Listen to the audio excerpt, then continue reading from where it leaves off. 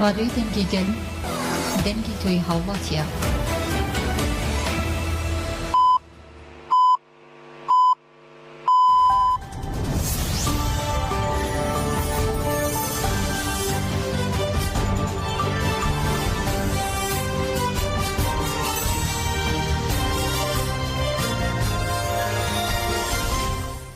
شنوندگان و چیان رادیوی دنگی گلدن باشگودارن هجای رو 18 نیسان 2024 پنجشنبه بروکسل ساعت 12 لامد 16 منو چین داوی پیشکش بکندم دم آزادی اره براپویا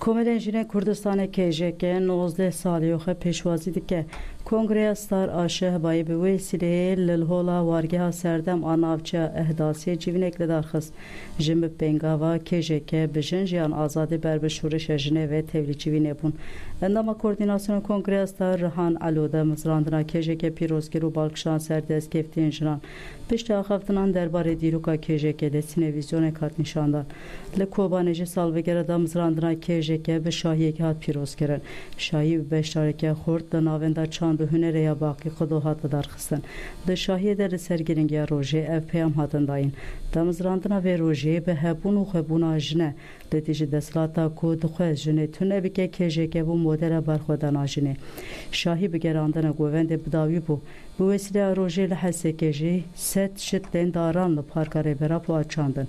Endama kongrestar Necbir Ahmet salveger adam zrandına kejeke jinan hemuyan piroskere gud kejeke rizgargına jinan jikoleti u bedavikirna zilma li serve avakirna reveberiye gel serbengha fikre demokratik jixorekri esas emjidibin ve sivane de tekoşin ehdemeşinin.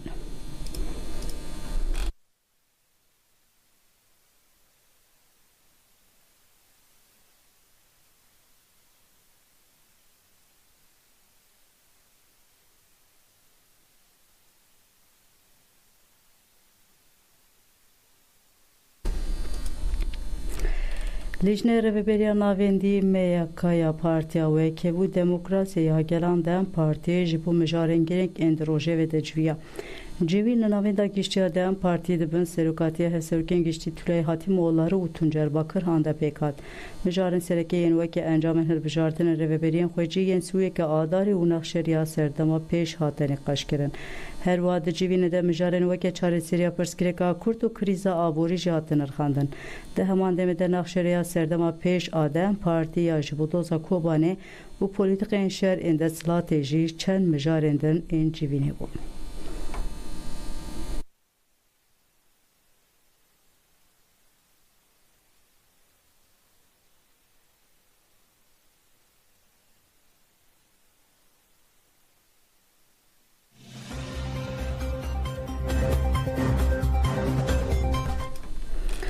Hevseruka Meclisa Revebera Revberiya Xwesiriya Demokratik Evin Süwe Tekildarî beyannameya ku Reveberiya Xwesiriya Demokratik 18 Nîsana 2023 ji bo çareserkirina aloziyê pêşkêş kiriye û ji neh bendan pêk tê ji hawar nêseraxivî.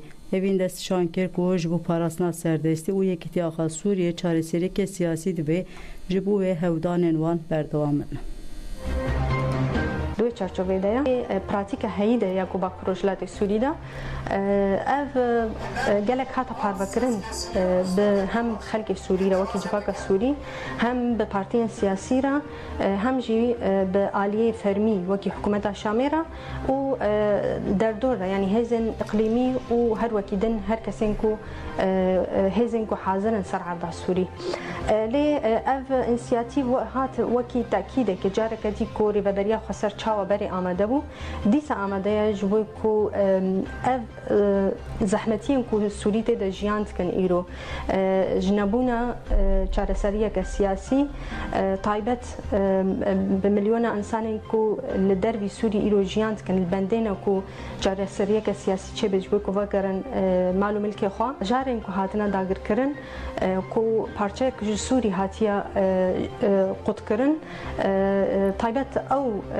همولاتی اکول بندین کو افخاک وری رزگار کردن و به شکلی هدی برب چارسری که سیاسی و برب دیالوگن کو یعنی مصالحات کو چه ببند هندوری سوریه دا کو جاره کدی سوری کربه به جهن تواهی سوریه به همو بکاتا و باوریان خواه رهبری خسر ایرو آماده جبوی کو به حکومت شامیره رزگار کردن هر بوسته که خاک سوریه بکه اف وکی رهبری خسر وکا هزین لشکری یکو لسر خاکینا ام به دوباره کن اساس ارککی نشتیمانیه لسر هر سوریه کی کو هر بوسته که خاک که داگر کری رزگار بکن کسین کو بدار زوری هاتنه درخستن جمال ملکی خوا برنگ کی برومت وگرن سر جهه خوا رهبری خسر جبوی گلین باکروشلات سوری بپارێزێ ئیرۆ دناوە شەڕێن هێزن مەزندا گەل دبنە قوربانی ئەو چل غەزا دەبێت چل ئۆکرانیا دەبێت ji bo ku gelê bakurûjilatê Sûrî werê parastin û nebê qurbaniyê van hesabatê hêzên herêmî ê ku heyî yan jî hêzên navnetewî rêveberiya Xweser di aliyê siyasî diplomasî de hemû trafîka دبلوماسي دكي و نقاش بحمو آليارا تيكرن حتى انها او بانجام بويا يعني جبكو او اصلا تهديدا يا هيد يا هد اصلا خويا هدي كم دبي ريفابريا خسر عليه سياسي دبلوماسي ده هر دنا بخباط ده وام اصرار انكو استراتيجيه كو جدسبك ده ما مشان ديكو بري سوريا تنل سوريا يا لداخل سوريا كو بهفرا لسر ماسكا جلوبال رونن نقاش بكن بگهنا آستا چاره سرکردن سیاسی جوی آلوزیه هی جواکه که آزاد آوا بکن سیستم که دموکراتیک آوا بکن لسروی اساسی هم کار هم خبات و هم هولدانی ما بردوام Talana AKP-yan li ser bîlbordan hate teşîrkirin deynên şaredariyên Malazgirt ê Mûşê û Tatvan a Bitlisê hatin eşkerekirin. Partiya Wekevî û Demokrasiya Gelan partî di hilbijartinên zûyekî adarê de her du şaredarî bi dest xist.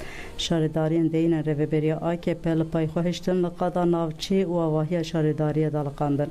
Şaredariya Malazgirtê deynê şaredariyê bi afîşeke bi avahiya şaredariye daliqan deynê şaredariya Malazgirtê wiha deynê SGK milyoneke û 944,105 TL deynê darayî 15 milyon û 119,133 TL deynê ceyranê ya websaşê 7 milyon û 405,000 TL deynê esnaf û firmayan 23 milyon û 893,471 TL deynê krediyê yê banka İleri 178 milyon û 951,308 TL deynê krediyê yê ji bo banka Ziraatê 78 milyon û 118,540 TL deynê SGK yê şirketa Özbelediye 14 milyon û 33,757 TL deynê darayî yê ji bo şirketa Özbelediye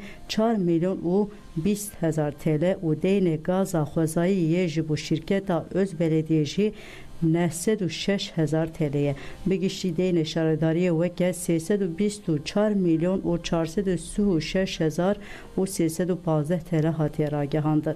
Deynê şaredariya Tatwanê jî weke milyarek û 211 milyon TL hatiye ragihandin. Şaredara AKP Mehmet Emin Geylanî di sala 2019 de ragihandibû ku deynê şaredariyê 321 milyon û 512,000 TL'ye deynê di serdema AKP'de li ser tevaya bîlbordên navçeyê hate daliqandin û hate teşîrkirin.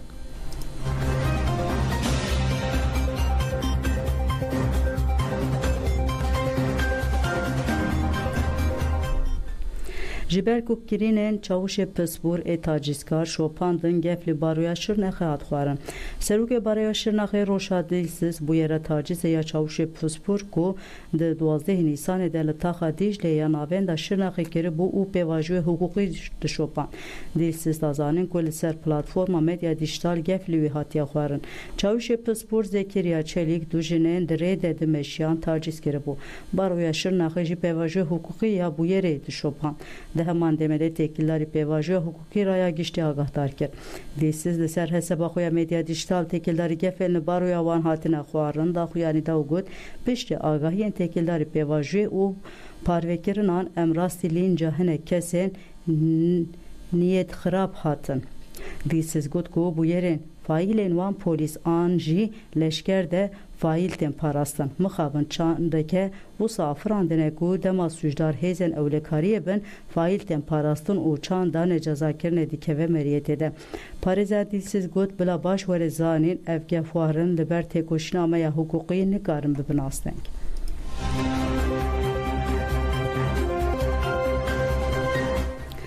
Meclisa Civanana Dem Partiye Ledici Şere Teybe turnuvaya futbola yapına ve Gülistan dokudu de desteklerin.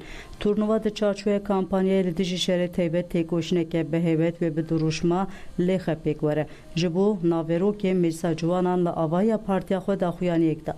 Berdevka Meclisa Civanana Dem Partiye Edanur İbrahimoğlu daxuyani xwend û li ser armanca turnuvayı futbolê û haxivî.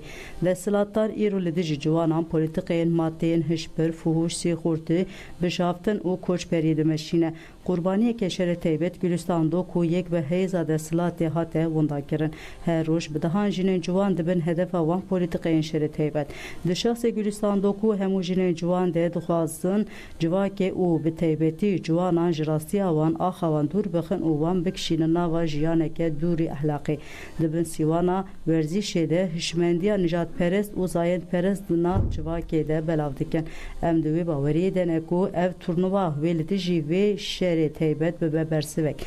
Edanur İbrahimoğlu bank li tevaya ciwanan kirda ku heya 21 gulanê ser li rêxistinê navçe û bajaran bidin û ji bo avakirina werzîşa civakî û komînal tevlî turnuvayê bibin.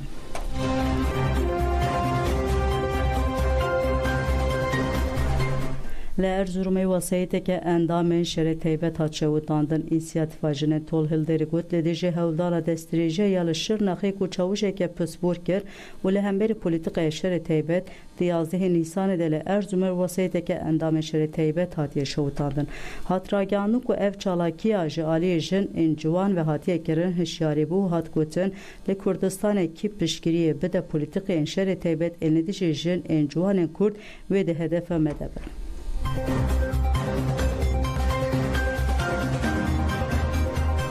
Êrişa rejima Îranê li ser kolberan dewam dike rêxistina mafê mirovana Kurdistanê derheqê bûyerê de agahî dan. Li gorî rêxistinê du hêzên Îranê li herêma Hewramanê êrişî komek kolberan kirin.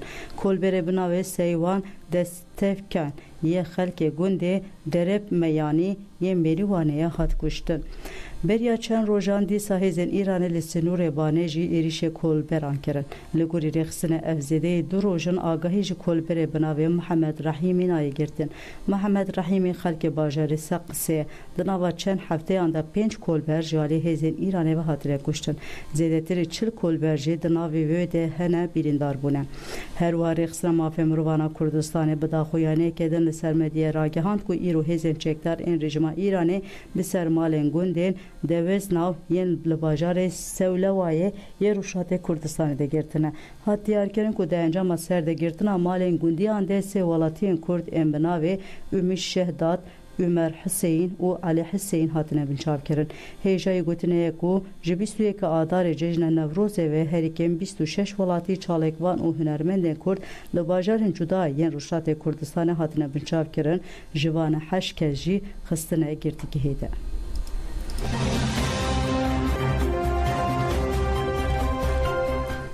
İran wê xwe ragire û nakeve xevka êrişên berbişerekî herêmî ve Profesörü zanîngeha Ayn Şems ya Misrê Dr. Cemal Şeq ra diyar kir ku her agirbesteke İsraîlê tê wateya amadekirina stratejîke nû di vê demê de Amerîka û Ewropa jî çekan jê re dişînin. Dr. Şeq ra got êrişa li dijî konsolosxaneyê Îranê ya Şamê jî bi armanca ku Îranê bikişînin nava şer hate kirin. İran nakeve vê xefkê di 1905 de İranê İsraîl nas kir û koçberiya cihûbûyên Irakê jî biriya Tehranê çêbû. Îranê di şerê yekemîn yek gendava Erebî de bi nêzî 500 milyon dolarî çek ji İsraîlê kirî. Lê piştî ku Îranê dest bi çêkkirina çekên nuklerê kir û İsraîlê di jî balyozxanayê Îranê ya Şamê êriş pêkanî aloziya İsraîl û Îranê derbas qonaqeke nû bû. Dîsa jî Îran ragihand ku ew tevlî şerekê heremî nabe û got şerê heremî wê tevayî heremê wêran bike. Lêkolînerê Îranê Hanî Silêmanî jî got armanca êrişa İsraîlê ew e ku raya giştî mijûl bike û peyameke bide Îranê û milîsên girêdayî wê ku ew aloziya xwe bi İsraîlê re kurtur nekin. Bersiva Îranê jî zextên li ser Netanyahu kêm kirin û derfetek dawî ku tev bigere.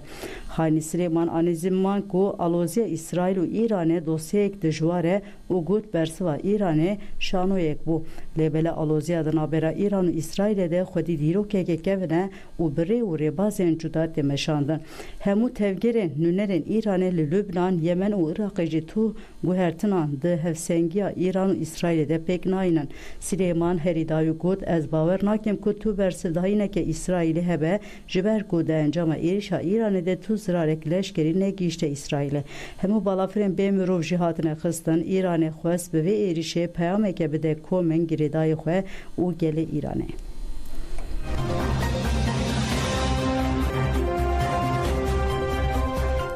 Çand ma em ê zarokan bê çand û müzik nehêlin. Ma müzik bi salan e li Amedê ji bo zarok û ciwanên welayet vê müzik nemînin xebatên çand û hunerê dimeşîne. Hevdehê adarê jî li navçeya Amed Sûrê şaxeke çand ma vekir.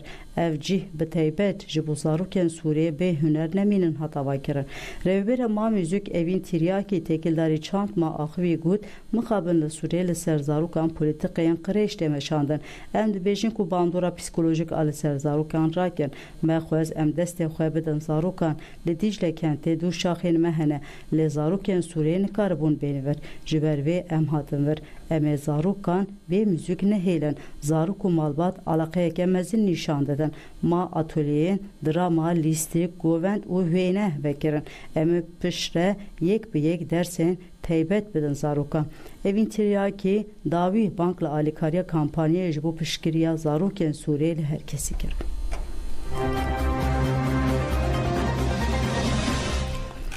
Li Reqqeyê belavkirina mazota ji bo avdanê dest pê kir. Nivîsgeha çandinê ya Girênanteyê Sotemenê ya kantona Reqqeyê dest bi belavkirina beşa duyemîn a mazota avdanê kir. Desteya çandinê û avdanê û Gerînandetiya Sotemenê ya Rêveberiya Xweseriya Demokratîk piştgiriya qada çandinê dike. Di vê çarçoveyê de lîtreya mazotê bi 1050 lireyên Sûriyê dide cotkaran. Li Reqqeyê 151 komparatif rêxistinkerî û 1030 bîrên ji aliyê gerînandetiyê çandiniyê ve hatiye ruxsetkirin hene. Li gurê endamê rêveberiya nivîsgeha çandiniyê Yasîn Elxelef piştî bi dawîkirina beşa yekemîn a mazotê dest belavkirina beşa duyemîn jî kirine. Nivîsgeha çandiniyê ji bo her dönemek zevekî ku bîran tê avdan 20 litre û ji komparatifan re 12 litre veqetandiye. Çavdêriye ku mazot li gorî plansaziya çandiniyê ya zivistanê li ser 5 beşan bê belavkirin.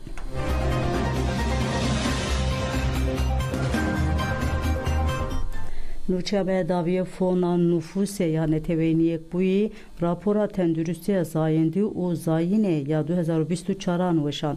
Raporê diyar kir ku rojê 800 jin dema zarokan diwelîtinin jiyana xwe ji dest didin. Li seranserê cîhanê bi milyonan jin nikarin xwe bigihînin xizmetên tenduristiya zayendî û zayînê. Ji ber sedemên nijadperestî, zayînperêzî û cudakariyê mafê wan tên bin pêkirin. Wizareta Pêşteçûn û Hevkariyê ya Almanyayê mafê tenduristiya zayendî û zayînê wiha rewa dike. Mafê mirovan heya di hemû mijarên li ser zayendî û zayînê de karibin tenduristiya can û derûniya xwe biparêzin. Direktora Fona Nüfusê Natalyan Kanem li ser mijarê wiha xivî. Ji ber ku piraniya dezgehên biryarên siyasî di destê mêran de ne, jin nikarin bi qasî pêwîst mafên xwe yên gotinê bikar bînin. Direktora mafê Kürtajê li ser mijarê ev nirxandin kir. Bedena jinan pirê caran weke qadexe siyasi ya pevçûnê tê bikaranîn. Rapor wiha didome. Li tevaya cîhanê ji her çar jinan mafê yekê tuneye bibêjin na ji hevserê xwe yê ku dixwaze têkiliyê cinsî dike. Li her 10 jinan yek jî li ser mijara kontrolkirina zayînê nexwedî mafê biryare. Divan mijaran de li welatên xizan mafê jinan hê kêmtir e. Piraniya mirinên di dema zarokanînê de herêmên şer û xizan pêktin. Di raporê de daneyên li ser Tirkiyeyê jî hene. Li gorî raporê li Tirkiye ancak ji sedî nêzî 48 jinên di navbera 15 û 49 salî de ji bo ducanî nebin serî li tedbîran dixin. Rêjeya jinên tedbîrên nûjen pêk tînin tenê ji sedî 33 ye. Heta sala 2020 li Tirkiye ji sedî 17 jinan di dema zayînê de jiyana xwe ji dest dan.